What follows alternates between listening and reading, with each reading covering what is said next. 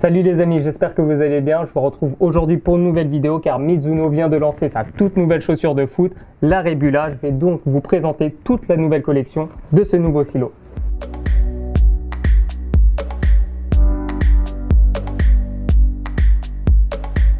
Pour les néophytes, je rappelle que Mizuno est un équipementier japonais qui est spécialisé dans les vêtements et les chaussures de sport. Plus connu dans le running, la marque existe également dans le football depuis de nombreuses années, avec notamment ce silo, la Mizuno Morelia Neo qui est portée notamment par le Brésilien Hulk ou encore Thiago Motta en France.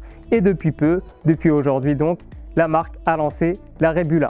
Qu'est-ce que la Rebula? C'est une fusion entre l'ancienne Wave Invictus qui était portée par Keisuke Honda et la Batsara qui était portée par Shinji Okazaki. Donc on retrouve du cuir de kangourou, c'est la spécialité de Mizuno. C'est une marque qui est vraiment réputée pour la qualité de son cuir de kangourou. Donc cette Rebula propose un cuir de kangourou avec une grande nouveauté qui est le control frame. C'est ces structures internes en relief qui font penser à la Nike Tiempo Legend 6. C'était la première chaussure en cuir qui proposait ce genre de relief. Et bien là, la Rebula reprend ce procédé, mais là on a quasiment ces structures sur toute la tige et ça propose un toucher de balle amélioré avec un grip qui est différent et des sensations qui sont différentes. Les autres nouveautés concernent principalement la semelle extérieure avec une semelle qui est constituée à moitié de TPU à l'arrière pour une bonne rigidité et un bon maintien du talon, et à l'avant c'est du nylon donc qui propose une bonne flexibilité pour les accélérations. On a également des crampons de forme ovale et on a une semelle intérieure que je vais vous montrer qui est différente des autres versions de la gamme que je vais vous présenter.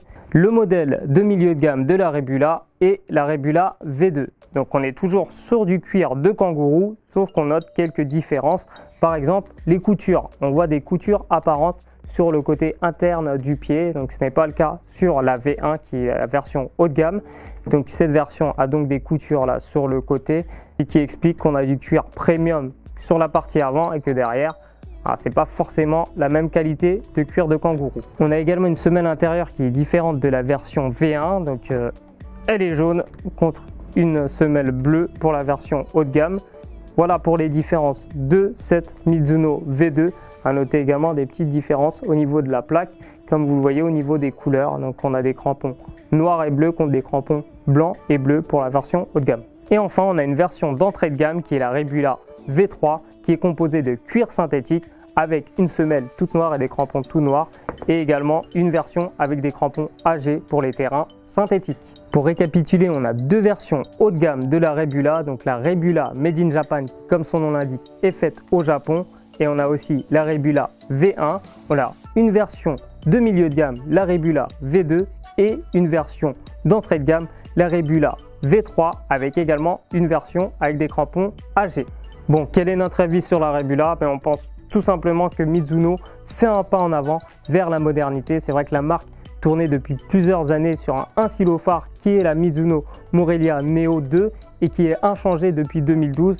Là, avec la sortie de ce nouveau silo, on sent que la marque veut toucher une nouvelle cible, des joueurs plus jeunes mais également des anciens adorateurs de la Copa Mondiale, de la Tiempo Legend, des joueurs qui aiment tout simplement les chaussures en cuir mais qui cherchent un peu de modernité, et c'est pour ça qu'on a une coupe plus racée, qu'on a également ces nouvelles structures internes qui proposent un toucher de balle nouveau, des nouvelles sensations.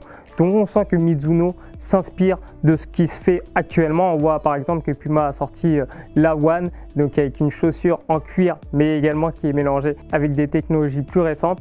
Et là, Mizuno sort ce modèle. On verra quels seront les nouveaux ambassadeurs de la paire. On sait que Keisuke Honda a déjà joué avec, mais est-ce que Hulk, le Brésilien, jouera avec? Est-ce que d'autres joueurs rejoindront la marque pour jouer avec ce modèle? C'est toutes les interrogations qui se posent autour de ce silo qui nous paraît très intéressant. Voilà, vous connaissez tout sur la nouvelle gamme Rebula. N'hésitez pas si vous avez des questions, on y répondra avec plaisir. Et on se retrouve très bientôt pour d'autres vidéos sur Footpack. À bientôt.